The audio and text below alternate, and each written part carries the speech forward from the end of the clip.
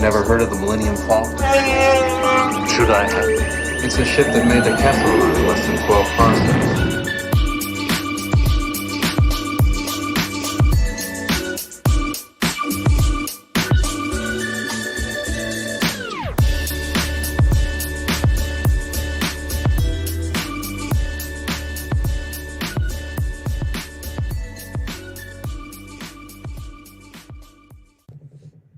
Hello, everybody, and welcome to another episode of Kessel Run Weekly. It has been quite some time, but I am back, and I'm joined by Rebecca. Say hi, Rebecca. Hi. We are going to talk to you guys about the announcements that happened 5 ever ago. I don't really remember when that was. I think it was like early December. It had to have been. So we have been wanting to talk about this, but life gets in the way, and you guys, as my listeners, are very patient with all of us. Danny and Grace are also super busy, so it's just like lots of chaos going on around here, but I appreciate your listenership and I'm excited to dive in. Before we start, Rebecca, was there any announcement that like stood out to you besides the obvious? Well, I mean, I was kind of shocked by the like anime one. That seemed kind of out of left field. But other than that, a lot of them we had kind of known about at D23 or from D23 in 2019, where I was there and I got to see it all happen. But so no, I mean, no. Wow. Yeah, the anime one was a little like off kilter for me, but I'm so excited about it. I've been rewatching all the Ghibli films and I haven't seen a lot of them. Like I grew up watching Kiki's Delivery Service. That was the only Studio Ghibli film I'd ever seen in my whole life. Fabulous movie, favorite movie of all time. That's your favorite movie of all time? Yeah. Okay, well then, how did I not know that? If a trailer for Kiki's Delivery Service played in front of some VHS from my childhood, and my sisters and I, we always made fun of it. I don't know why. We're like, this witch just like delivers mail on like a broom. Like, it's so stupid. And I only saw it for the first time in October. I've just never seen it. I'm 30. My God. In October, I was 29, so it wasn't credit. But so it doesn't count. Yeah, I had never seen it before. So, oh my God. You are on your Studio Ghibli journey, and I am very far behind in that because I have seen one. That's okay. You've seen the best one, and that's what matters. But that is. And I have a black cat. Like that's literally like why have I never seen it? Yeah, I love Gigi. I'm getting a Gigi tattoo when I'm gonna get an anime, possibly an anime half sleeve, possibly just like, you know, like classic tattoo designs, kind of like that, yes. But with like sidekicks. I'm all about you getting a half sleeve though. The new bangs, a half sleeve. Come on, I'm here for it. Leveling up. Cheyenne 2.0. Thank you. Yeah, Kiki's is my favorite. The only reason I would say it's my favorite of all time is because it's my comfort film. You know what I mean? Like it's not like a oh, I love it for the story. It's my comfort film. I turned it on and fall asleep last night. Like the visuals comfort me, the storyline comforts me. So it's just my favorite thing. There's a nostalgia piece to it. Yeah, and I'm surprised I've never cosplayed her. I do have her on my list, but I'm like, that's like the easiest thing that I could have started with, and I never did. Do you want to borrow my cat? Yes. I'll get a bag. She doesn't talk, though, unfortunately. Man, let me tell you, when he opened his mouth, I was like, what? I don't even know if I knew he was going to talk, because I definitely didn't know that he was going to have that voice. Yeah. I listened to, like, the English dubbed version, which may be wrong. Nope, it's the perfect version. Studio Ghibli does all of their stuff in English. I think they wanted to produce in English I don't know about over Japanese, but I've never seen any of the Japanese versions because I cannot watch subs very easily. But yeah, Gigi's voice is jarring. Literally paused the movie. We all did like a little sprint around the house. We were just shook. Anyway, sorry. It's okay. My favorite, I know, I'm just on a tangent. My favorite part of Gigi is when he goes, "Pardon me, Miss Snooty Cat." I forget the exact line, but he's like, "Hey, look, Kiki, it's me." Yeah, I love him. Okay. He's a goop. He's just a goop. He is. Okay, we're rewinding. We're back. We swear. So yeah, the anime one. definitely is kind of out of left field, but also still amazing. I'm very excited for it. We can start with that one, because there's not like a lot of information on it. All it said was anime-style anthology short films, and it said that there's supposed to be 10 of them. So, and in a short film, has there been like a Star Wars that's been labeled a short film? I don't think so. I don't think so. So that's kind of a new, two kind of new mediums, like a new style. It's a short film and it's an anime, all produced by different, Japanese artists. Yes, Creators might be a better word. Yeah. Like animation studios. Studios. Yes, I think you're right. Because I think they're going to be coming from multiple different studios. I don't know what I envisioned when it was titled Visions. Mm-hmm. I don't know if that's something that, like, we're going to see actual visions, or if it's just, like, I don't know how to describe what I'm thinking of. It kind of, in my brain, it sounds like fan fiction. Like, this place's vision for this Star Wars short film, and like this is, but then it's like, how is any of that going to work into canon? Is it going to be characters that we just don't know about? Yeah, I don't know. Whenever I thought of it, I thought whenever they announced it, I was hoping it was going to be more like a what if, which I guess could also fall under fan fiction. I mean, because that's what I'm doing. I'm writing a what if miniseries, and it's not even like a series. It's just like little clips of what if. So, like, my favorite what if concept is, what if Anakin never turned to the dark side? Yeah. And it's just like, that's where my brain went, but when I think about this and how Lucasfilm could never do that, you know? Right. Unless they made it a what if series like Marvel has, or will have. But then Marvel has the luxury of having so many different comic series that there are already what ifs out there. There's different timelines, different whatevers. And Star Wars just it doesn't really lend itself to that at this point. Mm-mm. But, you know, as we're talking, it kind of reminds me of, you know, those little, like, I can't remember what they're called, but they're like the little tiny shorts of, like, there's like a Leia and Wicket one, and there's like there's like an Ahsoka one, and there's a little Rey one. Is it they're the ones on YouTube? Force Girls, or Girls of the Force? Yeah. I know what you're talking about. I don't know what they're called. They kind of remind me of that, because it's like the same kind of stories, but told in animation. Mm-hmm. And obviously, none of them, they're all stories derived from or just copied from the original films. So yeah, that's true. Like that. Yeah, it could be something like that. That might be nice. Yeah, like mini adventures. Cool. Okay. Another kind of short one that I don't really know what to expect is a droid story. I knew you were going to say that, because, like, I was going to look at stuff up before we started, and it was like, we know nothing about this, period. That's it. And it says C-3PO and R2, and I'm like, okay, so what? Like what we saw in Clone Wars with them? I'm here for it, though. I love a good droid story. Isn't there already a show? A droid story show? Come on, I didn't make that up. I don't think so. A droid's tale? Is that what it's called? A droid's tale? No, I don't know. Come on, I'm going to Google it. Oh, my God. Yeah, Google it. The only thing that I could think of is the droid from Resistance and BB-8 and CB, whatever her name is. They have little adventures. No, come on. Outside of what C-3PO and R2 have had.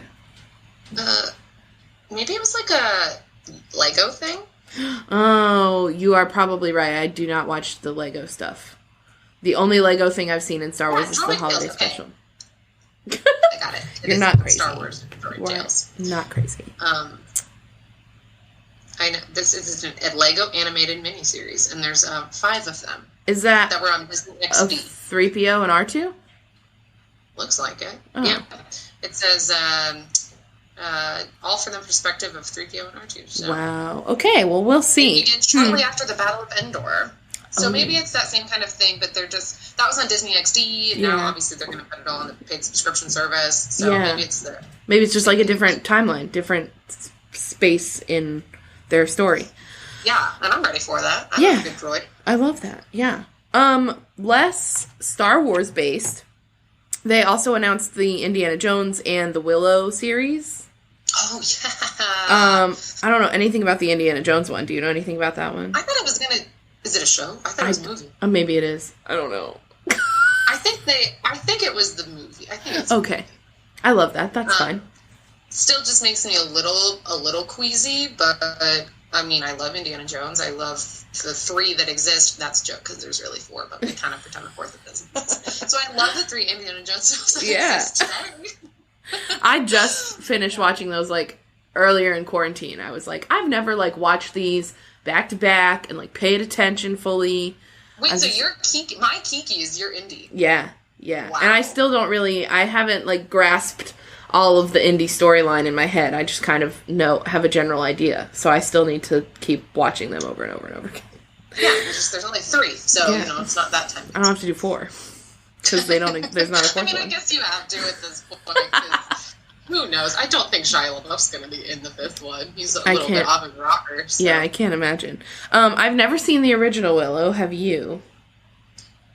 It pains me to say no. I don't even want this to be on. Can you edit this part out?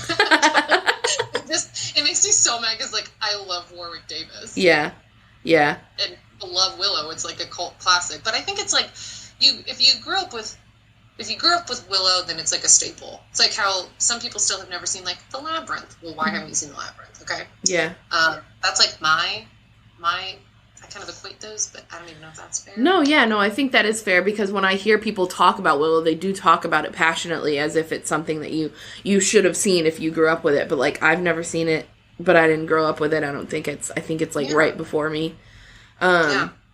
So, but this Willow, Warwick Davis is still supposed to be in it, right? I believe so. I think. Wow, we're very uninformed about this. We really are. I was so focused on the director that I was like, oh yeah, it's Warwick Davis is in it. I didn't fact check myself. He's like so, God love him. He has been doing the same. I don't know if you ever did Star Wars Weekends or anything like that. Only I was one. a massive Star Wars Weekends fan. Okay.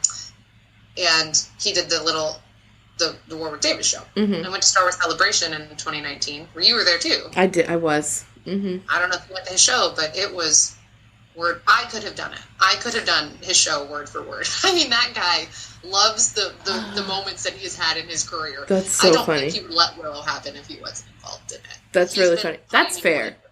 That's fair. I feel like he's made his name for himself, so now he can, like, request things. Because when I listen to his stories, and he's like, I was 11 years old, and I did this, and I was nervous but excited, and I just listened to my directions, but I also asked these things. And now he's like, I'm so in it that I could direct it. Yeah. He's like, just, you are. It's really, what a success story. Come on. Truly. The underdog.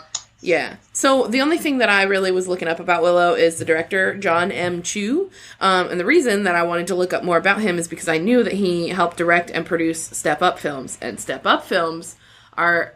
I have 3 this has expanded. I have lots of franchises that I love, but one that I don't talk about very often because it's kind of just like surface level franchise is Step Up. I love those movies. And I wanted to be in those movies. Obsessed. So, wow. He, I think, directed 2 and 3, and then he produced, 4 and 5. There's 5 of those things? There's 5. Here's another reason that I think I, am subconsciously obsessed with them. They all came out around my birthday every year, so I was like, oh, birthday movie. Yeah, no, I get that. I get Why Do I Love Monsters, Inc. came out on my birthday. Yeah. So. But he also directed... Well, directed is a loose word. I don't remember if it was direct or produced, but Crazy Rich Asians, which was the highest grossing film of the weekend of August 17th in 2018. And he was directing In the Heights, which is supposed to come out, I think, this year. Oh my gosh. Really? Mm-hmm. Oh, well, that's cool. I don't know anything about Step Up, any of them. But I have seen Crazy Rich Asians. I did enjoy that. And In the Heights is going to be incredible. So I support him and his Willow journey.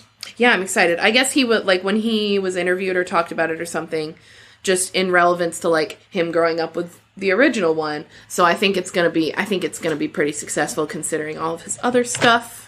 Okay, so I'm glad that you said that he grew up with it because that's the thing for me and directors. Mm-hmm. If you don't know this world or, you don't care, if you're not invested, and I don't think that really ever happens, but if you're not, I need you to be passionate about this. Yeah. You know, like, I need you to care about Willow and do it justice for my favorite Warwick. Or so. please leave. Yeah. Remove yourself. Yeah. No, I agree. So some of the other things, this is going to sound mean. Nobody should judge me for this. The things that I'm not as excited about, Rogue Squadron. It's going to be directed by Patty Jenkins, so I am excited about that aspect of it. Incredible. Yeah, but I just don't know. I just don't know how invested I'll be in a Starfighter pilot show. That sounds weird. Well, I guess I agree because I can't even find the words. I will say this: anytime you ever ask me to be on an episode, I love any Star Wars content. Same. So I will see it and I'll enjoy it and I'll love it. Mm-hmm. Maybe I'll love it in the same way that I love Solo. I've only seen it like 2 times, mm-hmm. but I love it. You know, it's just not like a rewatch movie, right? For me, yeah. But it's always cool to expand the worlds. Is it about like X-Wing pilots? I think so. It just says new generation of Starfighter pilots. Okay. Yeah, I don't, that's all I got. Because my dream job is to be an X-Wing pilot. So a movie based on X-Wing pilots. Come on, that's like Top Gun, but Star Wars. I've never seen Top Gun, but people love it, so I assume it's good. Listen, last night my friend was like, because I was telling them about the job that I'm applying for, and last night he was like, oh, well, like, top movies you should see in 2021 is Top Gun 2. And I'm like, I've never even seen Top Gun 1, but okay. I'm like so on a list of like movies that I've seen or like movies that you're supposed to have seen. Like I feel like I don't know if I've seen them. I know. I'm like, I know it's probably good. It's probably like chill, but I just never have like been like, yeah, that's what I'm gonna watch today. You know what I mean? Yeah, I think it's probably gonna be more like, well, and this is gonna sound ironic, but probably more like a war movie. But not like a Star Wars. Yeah. No, I get what you mean. More like a battle movie. I wonder, too, if it's going to be like a training thing. Like they're going to see. But I know we've seen a lot of training in animation. I was just about to say, those are some of my favorite arcs of Clone Wars and stuff. Is like anytime there's like training Padawans and stuff. So. Yeah. I mean, one of my favorite arcs in Rebels is when Sabine infiltrates and gets Wedge and Hobby out. So I'm like... Yes, that might have actually been what I was picturing when I just said in Clone Wars. But yes. That's okay. I know what you meant. And I guess... I love all of them. So. Yeah, fair enough. Rogue Squadron is supposed to be released in Christmas of 2023. Well, you know what? Then it doesn't matter that we did this podcast almost 2 months late. Yeah, exactly. Exactly. It doesn't matter that we don't know anything about it because neither do they. They didn't present us with a lot of information. The next one that I am excited about, so the next 3, I'm pretty excited about, the untitled Taika Waititi film. Oh my gosh. Yep. I don't... So, okay, I was just reading this whole art. Well, what do you know about it? Sorry. Nothing. All I have is, the approach is described as fresh, unexpected, and unique. I love his sense of humor, and that's going to play a big role in what he does with it. And one of the questions that I wanted to ask you is on there, but that's really all I know about it. What you got? Okay. Well, I'm a big fan of his. Mm-hmm. Thor Ragnarok is one of my favorite Marvel films. Mm-hmm. So, and all of his episodes of The Mandalorian, all of them? Or did he only do 1? 2? I think he did 2. Did he do 1 this season? I think so. Okay. Well, I know he did the finale of season 1. Yeah. It was just a pretty cool episode. But anyway, I was reading this article because I was like, I need to see if anybody has any theories or speculations about this because as we have come to realize, there's hardly any information. But I guess during the actual presentation, which I wasn't able to watch at the investors thing, there was like a new logo that showed up, like a new Star Wars logo that showed up behind Kathleen Kennedy when she was announcing this. And it's like in the style of like Ben-Hur. So it's like, okay. I know what you mean. If you were going to ask me, I would have said it was in the style of, like, Schoolhouse Rock. Yeah. Which, I don't even know if those are, like, they look like stone. Yes. I know what you mean. Yeah. And so, So that's kind of interesting because that kind of like gives you an idea of like the vibe or the storyline. Disclaimer, never seen Ben-Hur, but I have read about it. Yeah, same. I've read about it. I tried to watch it and I knew that I was going to be in for a long ride and I got like 30 minutes in and I was like, absolutely not. Absolutely not. Absolutely not. But then she said something else and then the screen behind her changed and it changed to like a cosmos or like a galaxy, Ooh. like bright colors, honestly kind of Ragnarok-y. And then there was like a symbol that is somewhere in Star Wars. So, sorry, maybe I shouldn't have brought that up because I don't know all of the details. No, I'm glad you brought it up. Yeah, the eagle-eyed people that know more than you and I. Yeah, well, I was going to say, anybody listening that's like, yeah, it meant this, you know, they're yelling at their radio right now listening to us or something. So. At the radio? Yeah. I play my podcast in my car. Oh, okay, I get what you mean. Okay, wait, it says I still have the article up. Oh, okay. It's the floating pyramid-shaped structure is what it is. It's a resemblance to Tho-Yor, who is featured prominently in Dawn of the Jedi. What is even Dawn of the Jedi? I was hoping you would know. Well, and I have in here, my notes on the Acolyte mention that it's in reference to the High Republic era, which is those books. Yes. So I wonder, I feel like when I picture like the font of like Ben-Hur, and a pyramid shape, maybe something in the High Republic. Yeah, because it sounds kind of like antiquated. Like it sounds, I would agree with that for sure. And I just don't know if he's doing his stuff within the Mandalorian timeline right now, so maybe he would want to do something completely different. Right. So like a totally different time period. So, I mean, if his name's on it, I'll probably see it. So. Yeah, exactly. So that one's really exciting.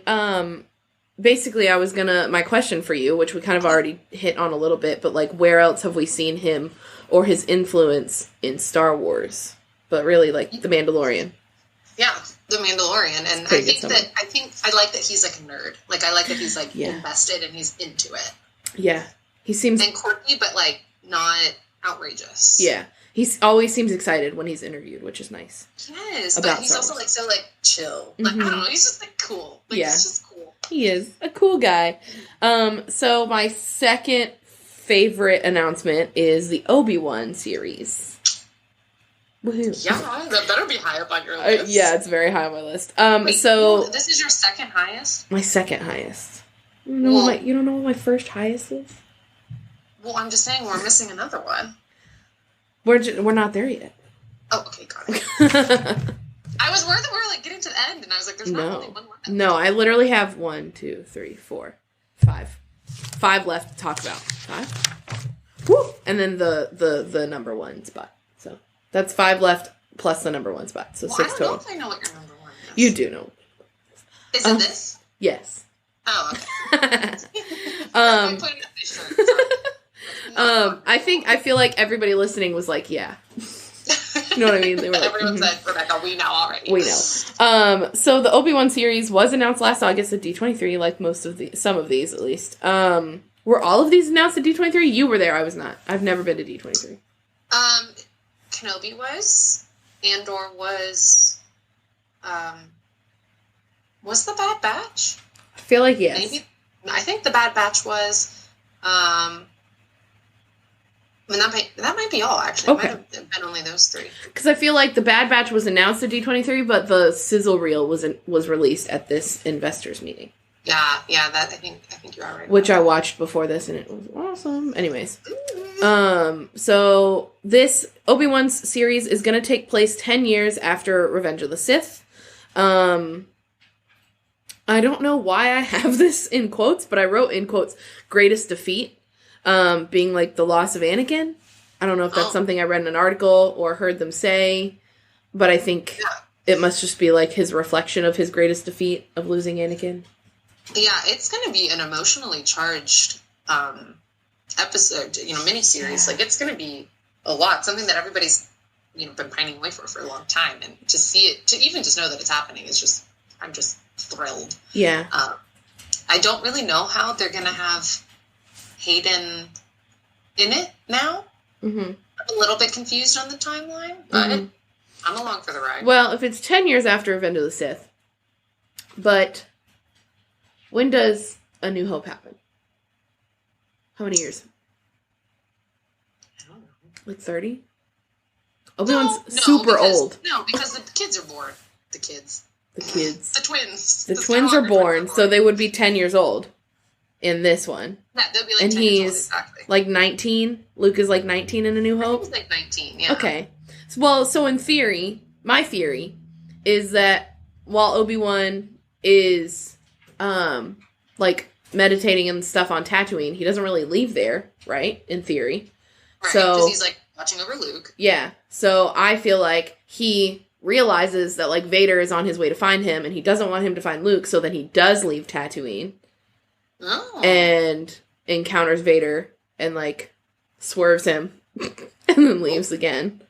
And then, like, finds a better way to, like, cloak himself and Luke or something. Cloak? Come on, that's funny, because he wears that big old... I wasn't even thinking.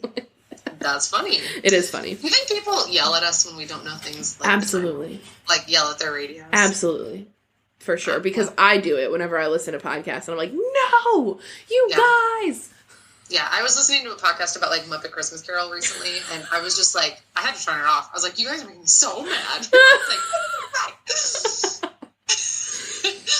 My favorite, I don't know if you've ever listened to them before, but one of my favorites to listen to is Blast Points. They are so funny. And every time that I'm like, hey, you guys, it's this, then they, like, start making a joke, and I'm like, okay, I forgive you. Well, shit, can you come up with a joke, please? I know. It's really funny. I love it. So Obi-Wan is going to be directed by Deborah Chow, which is so exciting. She has also done a Mandalorian episode. 1. Yeah.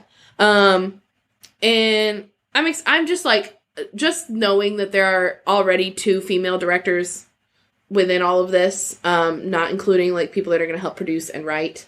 That is very exciting, especially for somebody pursuing writing to understand and see. But my favorite part, which I know we already touched on, is the fact that Hayden's going to be in it. Yeah. I am losing my mind. That was shocking to me. Yeah. Like, I don't know. He must have been getting a really good paycheck, because I just feel like he doesn't care. I feel the opposite. I feel like he cared a lot, and then when they did not hire him to do the voice, he was like, okay, like, I'll just go live my life, and if you guys need me, I'm here. And he's here. A fascinating theory. Because he said something about wanting to be on the Clone Wars, and they didn't call him back. They called Matt Lanter. Wow, I did not know that. He said it in either an interview. Yeah, he said it in an interview, like, on a red carpet at some point. Still, like, freshly, like, I think, like, Revenge of the Sith level. And was like, oh, yeah, like, if they ever want to use me in a TV series, or, yeah, I heard about the Clone Wars, and I'd be happy to do the voice or whatever, and then they just never called him, so. Well, I do love Matt's voice, so I'm not going to hate on that. Yeah. I do. He fulfills that role really well.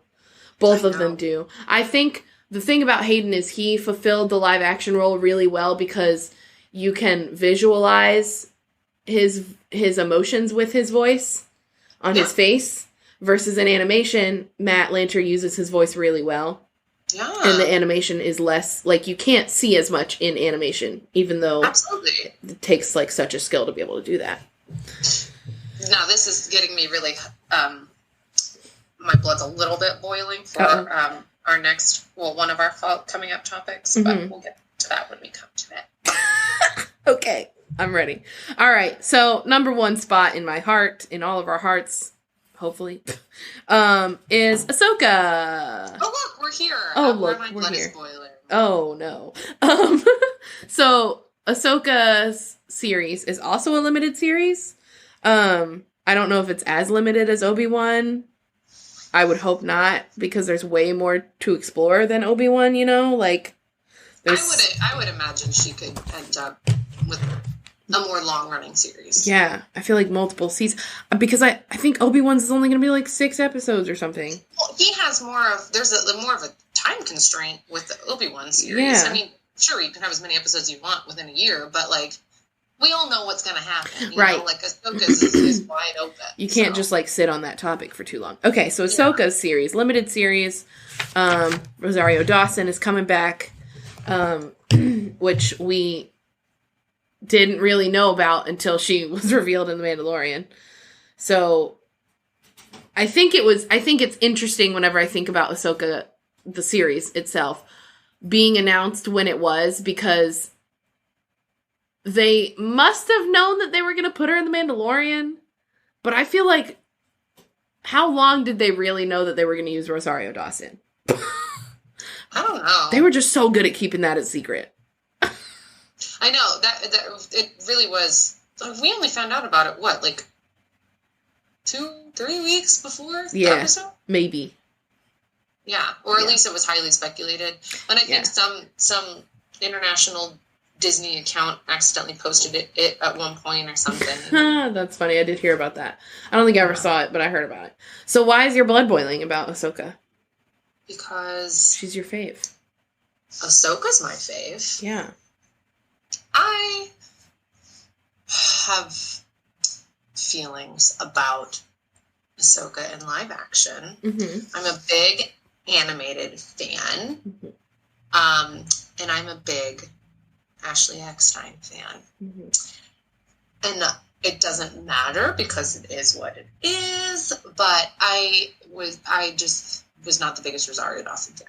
So, as excited as I am for the show, I just am going to have to go into it with a really open mind, because it's not exactly the way that it's not the way I want it. It's but all right, that's fair enough, though. Yeah, and I don't want to be, like, the Debbie Downer about it. Because I am such an Ahsoka fan that, like, of course I'm so stoked that this character is getting the recognition and the screen time and stuff, and it's just so cool that that her fandom is going to get to expand. But it's just not my Ahsoka, and maybe it will be. Maybe it will be after more than 1 hour-long episode, not even an hour-long episode. Yeah. Maybe it will be another version of my Ahsoka, but I only saw the episode once. I think I need to give it another shot now that I know what to expect. Yeah. She's Dave Filoni's baby, and if Dave was okay with it, then I have to be okay with that, because Dave's godlike. He's God tier. So, so yeah. I get where you're coming from, though, because I felt the same way whenever I watched the episode, because I didn't trust any of the sources that said it was her. Because I was like, why would they do that to Ashley? Yeah. Like, and I don't mean for it to sound accusatory, like, to Ashley, but also, like, why would they do that to her? It doesn't make sense. Like, I don't understand why they had to. Yeah, like, she really embodies Ahsoka, not only in, like, life, but also, like, in her physicality. Like, she has learned and become Ahsoka's, like, lightsaber fighting style and stuff, just so she can, like, just so she can pose for pictures with fans. Like, it's not like she's just, like, running around doing lightsaber training, like, she probably is, but also, like, 'cause same, but, she just, like, wanted to be there for the people that love her, and her voice is hers, even as adult Ahsoka, because that, for me, was one of the arguments that a fanboy presented to me, and I mean, no offense, I'm sorry, everybody, but somebody presented to me, well, it's because she's an adult. She's an adult in the animated series, too. She develops into Rebels. Like, have you seen Clone Wars Season 7? Yeah, I was going to say, the endings of Clone Wars. She wasn't a bit older then, but Ashley was older then. Yeah, and it's just like, as a voice actor, Ashley can manipulate her voice to become older in the animated series. Even though she literally just had to use her voice, she didn't have to manipulate it. Right. And there's no reason for her to have not been able to do it in live action. It is very interesting. And I don't know, and here is where my, like, PC brain kicks in. Because I know that Ahsoka has always been visualized as a person of color underneath the orange, So I was curious as to, is it because Rosario's features are more person of color based? And because obviously they don't want to appropriate that on Ashley's face. But I also think that with orange makeup and everything, it really nobody would have noticed. You know what I mean? Like, people would have appreciated more that it was Ashley than cared about that. All for that. And I think I come from a different like, viewpoint on that. Mm-hmm. Ahsoka has never, in my mind, I've never pictured her necessarily as a person of color, because I was always, I was a fan of Ashley before I was a fan of Ahsoka. Mm-hmm. So Ahsoka and Ashley have always been synonymous for me. Mm-hmm. So it's like, when I picture Ahsoka, but when I picture right. Ahsoka, I picture Ashley, you know? So yes, I get what you mean. I'm happy that they made that decision, if that really was, you know, for political correctness. I really don't know if it was. She's also an alien. Exactly. I was going to say, I don't know if it was, because I had never visualized her as that until I had started to, like, venture into the cosplay realm of her. Mm-hmm. Whenever I would just look at, like, people's opinions on cosplaying her and whatnot. And so I was just like, oh, that's, like, an interesting perspective, because I never visualized her either way, because she's an alien. You know what I mean? Mm-hmm. Yeah. So I never thought about the difference. I mean, like, different species or whatever. Yes. We know. We know what we mean. We get it. And that's what, when you were talking about Matt versus Hayden, it was like, there is a difference there, but I never saw the need for a difference with Ahsoka, so it just kind of is, like, frustrating to me. Yeah. But that's why I said I need to watch the episode again now that I know what to expect, because I'm sure she did a wonderful job, even though she moved really slowly and her leftovers were too short. She didn't really know how to fight like Ahsoka, and she didn't sound like Ahsoka or anything like that, but I'm sure it was great. See, I think that her fighting style did nail it. It took me a minute, but when I first watched it, I was like, what's going on? Yeah. But then I was like, you know what? This age of Ahsoka, she is finding herself. She has gotten her lightsabers. It's not really that long after she got her lightsabers, so she's still very much in the mindset of, what do I need to be doing to find me outside of the Jedi Order? So I think that her slowness in her movements is more so her thinking of it, rather than being the rash Anakin Padawan that she was. Okay. I think that I got used to the way that her body was moving with the fighting style. So while it's not as nailed it as Ashley would have done, I think she also still, like, nailed it from the perspective of getting the point across. I do dislike that it's not Ashley's voice, because that's what I'm used to. It was a little disorienting, you know? And see, I don't feel necessarily as strongly, I think, as you feel about Ashley and Ahsoka, but I do feel pretty strongly about Hayden and Matt. Like, I like Matt's voice, but I latched on Hayden very quickly when I was a kid. Wow. And he has always been my, quote-unquote, my Anakin. So to believe that he was going to be the voice whenever I started watching Clone Wars and not knowing that it was not him, when I heard Matt's voice, I was like, nuh-uh. Yeah. I was like, no way. And I just also, like, literally, he probably doesn't care at all, because he's a grown man and has left the building and then come back in the building. But I was kind of mad for him. I was like, that's not fair. Yeah. Yeah. It's like, he spent so much of his young life being this character, and you don't get him to be the voice. That's so funny. But I appreciate Matt's voice, because he does a really good job. Yeah. Well, and I think that your acceptance of Matt probably came with time. So I think that that's what I'm looking forward to most about this Ahsoka series, is allowing, because Ahsoka is, you know, Ashley made a post like this, and I kind of echoed it in an Instagram post of my own, but, like, Ahsoka is more than that. Like, Ahsoka is, like, a feeling, a mindset, you know, a character that is embodied in so many different ways and so many different people. Like, anyone can be Ahsoka, even, you know, in our own lives. So, I think that it's going to give me a chance to connect with this character, hopefully in the same way that I connected with the animated version. So I am very much looking forward to it. Of course I am. I am curious what your thought is, because my original thought when they announced this, I was like, oh, like, or when it was revealed that she was going to be in The Mandalorian, and when I heard her voice in The Mandalorian, I was like, it's interesting that they did not dub Ashley's voice over Rosario. Oh, trust me, I know. Because I was like, that is such a simple solution that, well, I say simple. I don't know what it takes to do voiceover with live action. I know that's got to be way harder, because it's not just dubbing and TikTok's all about lip sync. Exactly. I'm like, I don't know how, like, I know that, like, animating of mouth to a voice is easier than somebody else talking in somebody else's place. But I was like, it's just so interesting because still, even in all of this production time, if they wanted to do it to like the top-notch ability, but they didn't want Ashley to be the body, they wanted Rosario to be it, why didn't they use her voice over it?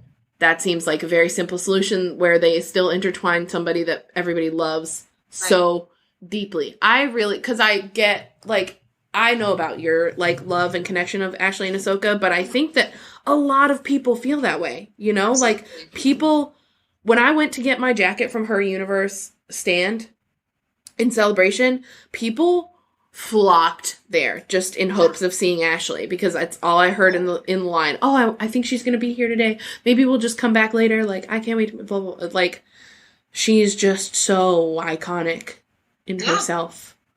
Yeah, so. They're so synonymous, and she's just done so much for the Star Wars community, I think. Just, and even in the times where, you know, maybe there was a lull in the Star Wars community, like, she was just always so present and so connected to her fans in ways that not every voice actor is. Like, do you know who, off the top of your head, voices like Padme? Like, I do, but, like, I don't. Right. She doesn't, like, connect to the people that are being cosplaying Padme, you know?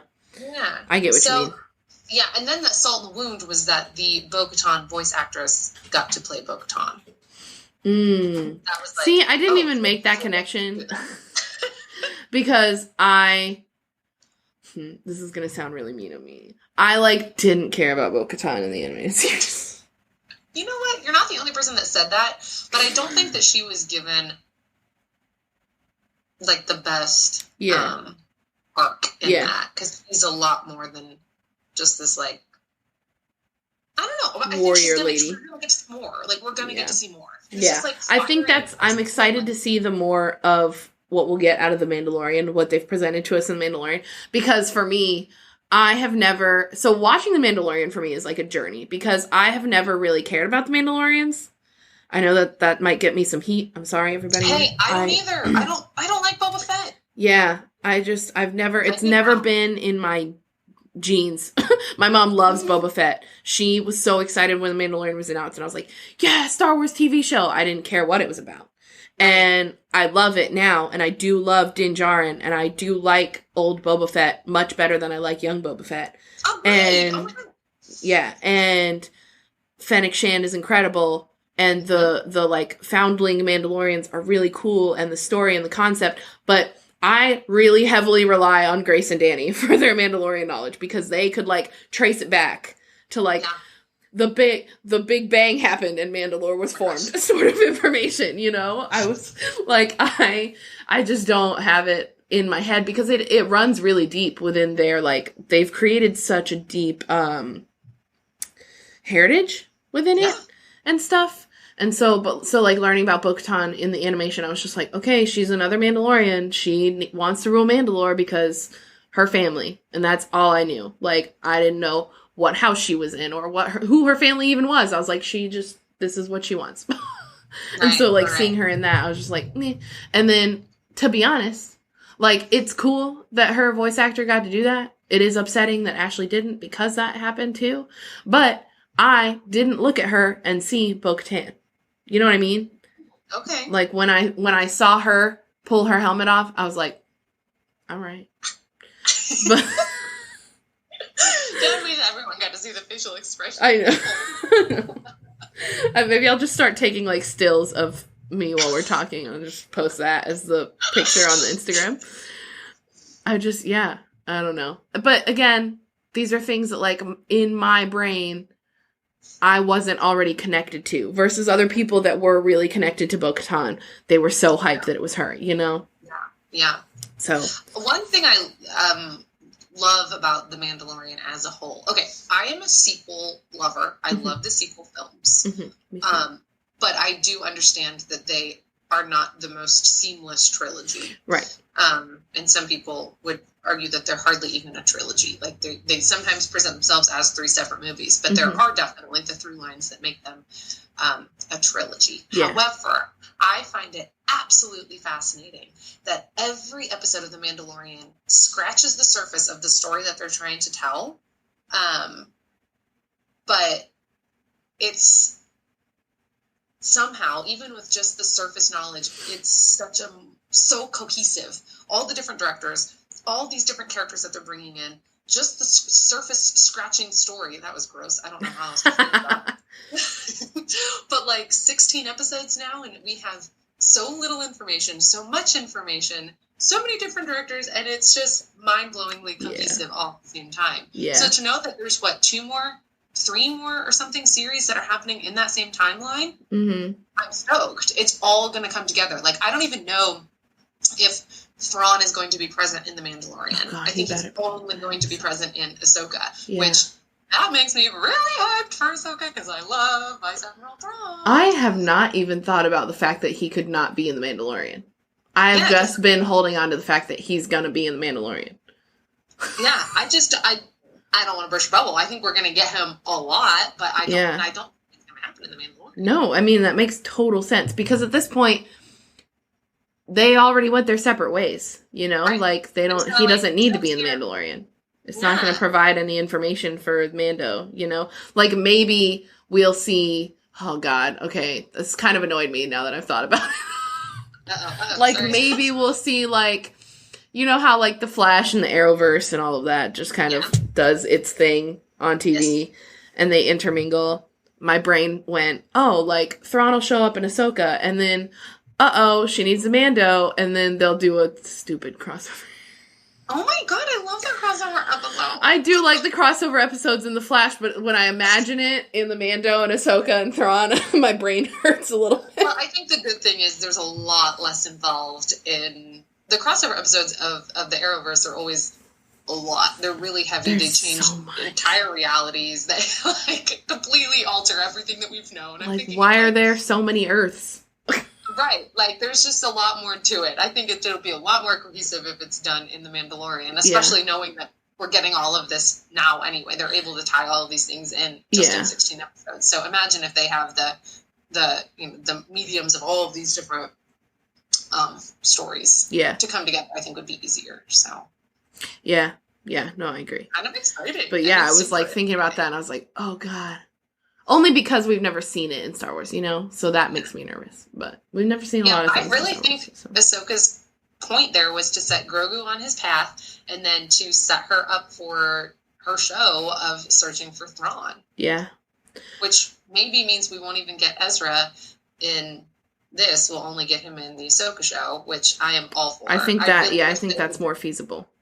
Yeah, I wish it was just like live action Star Wars Rebels, but whatever. I'll take what I can Listen, get. It could be. I love Rebels. So. Could you imagine if Ahsoka like has the call on like Hera and her son, Jason? Why is his name Jason? I know, I hate it. Is it spelled like Jason or is it spelled like Jacen? Like who? I think it's Jacen. Okay, because that's how like Han and Leia's Legends kid was spelled. I think it is. Yeah. I don't know. I have to go back and watch. That would make more sense. Okay. That was a lot of Ahsoka information. We are still moving on. We still have a few more to talk about. One of them that I'm going to save it for later, but like unexpectedly, I'm excited for it. But the next 3, I'm like, okay, it's Star Wars content. I'm excited. Yeah. That better not be on there. I'm going to be mad if it is. I'm not going to be mad, but I'm going to be different. Rangers of the New Republic. Oh. Meh. Okay. That's one that's happening in the Mandalorian timeline. So that's exactly. And it's Dave and John who could do. I don't care what they do. I'll watch it. Exactly. It does say that they are like intersecting future stories with this one, so that is interesting because not only is it going to be in the timeline of the Mandalorian, but what else is it going to be in? Because Mando is after and before things. So I feel like if it's intersecting timelines, that's true. That means that it might be towards the end. What? Yeah, I wouldn't be surprised if we get like Holdo in an episode or in a show, which I don't really want, but whatever. Do you not like her? No, I'm sorry. That's okay. Don't apologize. So I liked her. I knew I liked her from the moment I saw her because I read Princess of Alderaan. Okay. If you read Leia, Princess of Alderaan, you would probably like her a little bit more. Even just like in the slightest. Okay, but I'll accept that. I'll accept the opportunity. Yeah. She is just in the movie. she is only like a snippet of what she is in the book. Yeah, she's but like boring as heck. But in the book, she's not boring. Okay. But she, kinda. she has like so much room for opportunity to expand, but obviously not in live action. Unless it were past. Yeah, but she's in a book, so they don't really have to do it, you know? But she is pretty cool. Lando series. Also meh. Confusing. Like, is it... I thought some people said it was like animated, some people said it's live action, so is it going to be Donald Glover? I don't know. I think it's live action. I think it's Donald Glover. Or I don't know. I don't know. I mean, Billy D I feel like would enjoy doing that. Yeah. Would he could do it, and Donald Glover could be flashbacks if he needed flashback scenes. That's true. That'd be pretty cool. That'd be kind of a neat way to tie in the stuff. The younger versions of themselves. Yeah. I love them. I love them both, especially in that role. Justin Simien, I believe, is the director for this one, and he directed or produced or both Dear White People. If you haven't seen that, love that show. Very good. I haven't. Good, chill, woke humor. Oh, okay. I like it a lot. And Andor, also meh. Oh, I knew I was going to be mad at you. I don't really care about Cassian. I'm not gonna lie. Whoa! Oh my god! And I hang up now. Bye. Now it's a solo show. Yeah, I love Rogue One. Why do you like Cassian? What is there not to like? Oh my god! If you could see the face. He is just. I don't trust him. He grew up in this. He grew up fighting. He's been in this fight since he was 6 years old. See, thank you. I couldn't remember the exact quote, but I did my best to paraphrase it. To be fair, I don't love Jin either. My mom likes Jin a lot. And I'm like, Mom, can you relax? But she likes Jin and Boba, so I'm like, we're not the same person. Oh my god. But I like the movie a lot. Their characters are good. The story is good. This story will be good. But as far as Cassian Andor goes, I don't care if I got a series about him. Like, maybe this will give you an opportunity to appreciate him more. He only got to do very little before he died. So give the guy a chance. Okay. I'm mad. K2. What's not to love about K2? I love K2. I didn't say anything about K2. You better not. I didn't say anything about K2. I love Alan Tudyk. Let me tell you, when Diego Luna walked on stage at D23. I just, don't care about him either. It was, let me tell you, in that day, I laid eyes on Sebastian Stan and Diego. Mm-hmm. And Ewan McGregor. Oh my god. And so many other things. How did you make it out of there without a heart attack? I swear. I was like sweating profusely. Yeah. So. Heck yeah. It was a time. Yeah. And I say all of this super lightly. Of course I love the actors. Like, beyond all imagine. And I love the storylines of these things. Like, for me, like, the reason that I'll watch the Cassian Andor series, yes, it's Star Wars, so of course I'm going to watch it. Like, I'm going to watch anything in Star Wars. But it's a spy thriller. That's going to be so fun. Especially in Star Wars, you know? Wait, that's what it's categorized as? Yeah. Cool. Spy thriller.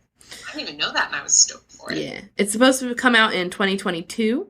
The rest of the cast that they've announced so far is Stellan Skarsgård, Adria Arjona, Fiona Shaw, Denise Go, Kyle Soller, and Genevieve DeRiley. Genevieve is Mon Mothma. Oh. And that's it. Wait, is Mon Mothma going to be in it? I think so.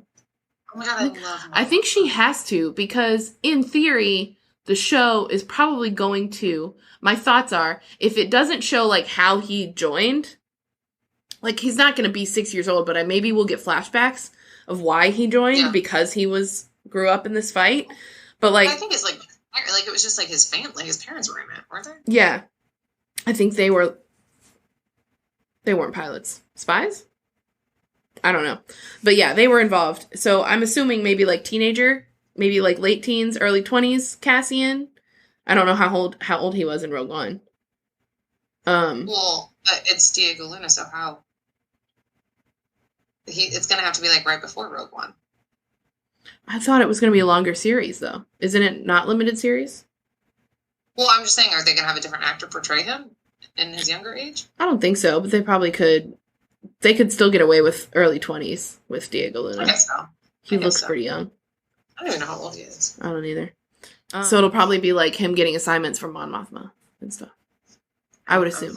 So the next one I want to talk about is The Bad Batch, because that's like a popular one, and the one that I'm leaving for last is like I'm excited about it, but it's so new. So The Bad Batch, if you haven't seen the sizzle reel, it is amazing. The music in it is very live action feeling. It's Gosh, like, I need to watch it again. Yeah, it's like they shot a live action movie and put that music to it, but it's actually animation and it's incredible. Yeah. So I'll just kind of summarize. It's following the elite and experimental clones of the Bad Batch as they find their way in a rapidly changing galaxy in the immediate aftermath of the Clone War. So after Revenge of the Sith, or in Revenge of the Sith, timeline wise. Yeah. Yeah. What? I love it. I love animation, so I'm for it. Animation has grown on me since Star Wars animation, for sure. Yeah. They revealed animated Fennec Shand in that sizzle reel, so that's fun. I wonder if it's gonna be a team up. I would assume, but also it could be that she's on the opposing side of them. Yeah. That they are fighting her for something or racing her against the clock of something. Maybe they both have the same job at some point. She was just like a bounty hunter. Yeah. So basically my question for you about Bad Batch is, who is your favorite? We have Wrecker, Tech, Hunter, and Crosshair. I think that's it. I think Tech was my favorite. Yeah, he's he's season cute. 7. I think Tech was so cute. He's precious. I love him. I like Crosshair. He's kind of creepy. That's your favorite? Crosshair? Yeah. Yeah. I love a sniper. Yeah. Yeah. I'm trying to I can't even picture all 4 of them right now. I know that Hunter looks like Arnold Schwarzenegger. Like young Terminator. Arnold. Yeah, I'm sticking with my answer that Tech is my favorite. Yeah, he's precious. Yeah. Speaking of, have you seen Rex and Arounds? I think Tech is the one he did. Oh, really? Yeah, he did the helmet maybe? I don't know, it looked very cool though. I was very impressed. When was that? Recently? I think so. I'll find it. I'm excited. I don't know. It's pretty awesome. They do great stuff. Yeah. I had seen the story about like wanting to do Bad Batch stuff. And so then I think I like scrolled around and looked for it, but I don't know. Yeah, I'm gonna have to find it. So the last one that we'll talk about, and one of my like not favorite, but like most anticipated, I would say, is The Acolyte. It's a mystery thriller Star Wars. That's the one I couldn't even figure out which one you were saying. Yeah. I love a thriller, and I am so nervous, excited about this one. Wait, remind me, is this a movie? I think so. I don't have it written down whether or not it is. It says it's following the dark side emerging through the end of the High Republic era. It's developed by the Russian doll co-creator, Leslie Headland. And, so it's following the Jedi Order 50 years before Phantom Menace. I think it's a series. It sounds like that based on what I wrote. It will make it a much anticipated live action debut in a new series. Yeah, in a new series. Okay. Yeah. 50 years before Phantom Menace. I'm so excited. I'm excited for the costumes. I'm excited for the plot. I'm excited for the genre.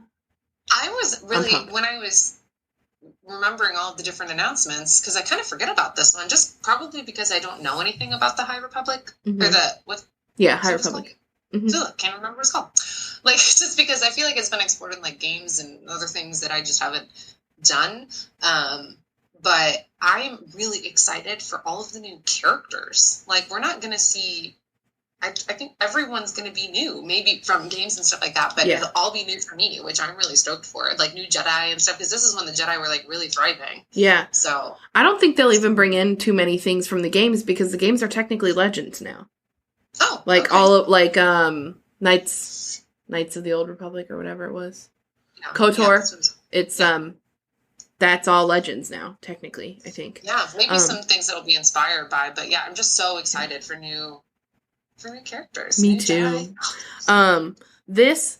My question/clarification for you is this the first live action that we'll see that's not directly related to the Skywalker saga? Besides like Solo and stuff, which I still feel is kind of directly related because it has like a OG3 in it. You know what I mean? Yeah, I mean, I think so. Up until Luke showed up, I feel like The Mandalorian could have been considered. That's true. That's fair. Not directly tied in. Yeah. But yeah, even everything else, even all these other announcements, they're all taking place within a timeline that we already know. So yeah. Ooh, so exciting. Okay. Yeah, I know. It's like just the biggest expansion of the universe. So. Yeah. It's all very exciting. I'm super pumped. We'll obviously do some podcast episodes on all of the things as they release. Maybe we'll do some live streams of it. I have a few things coming up, but also I'm still in school and still working a full-time job. And we're still in the middle of a pandemic, so mental illness is thriving right now in my life. So for all of you listening, please definitely keep an eye out on all of the Kessel Run Weekly stuff. Join the Facebook group Kessel Crew. That's the best way to keep up because when I have new episodes, I will post them there. Even if we're not super active in the Facebook group. I think that's all I've got for now. Rebecca, do you want to tell them where they can find you before I close? Yeah, you can find me on Instagram at rebhoff29. Awesome. You can find me personally on Instagram at cjerica or on Twitter at cjerica95. You can also visit my blog, thekybercrystal.wordpress.com. Crystal does have 2 L's in it. Please do not forget to follow and set up notifications for all the Kessel Run Weekly social medias. So that's at Kessel Run Weekly on Instagram, Facebook, and Twitter. Like I said, join that Facebook group. It's called The Kessel Crew. We will post new episodes there whenever they are listed, and I will try to keep getting episodes out to you guys. Obviously, I'm not doing super great at weekly right now, but hopefully bi-weekly or monthly until I can get out of school for a semester. Please keep an eye out for that. Thank you all so much for listening, and may the Force be with you.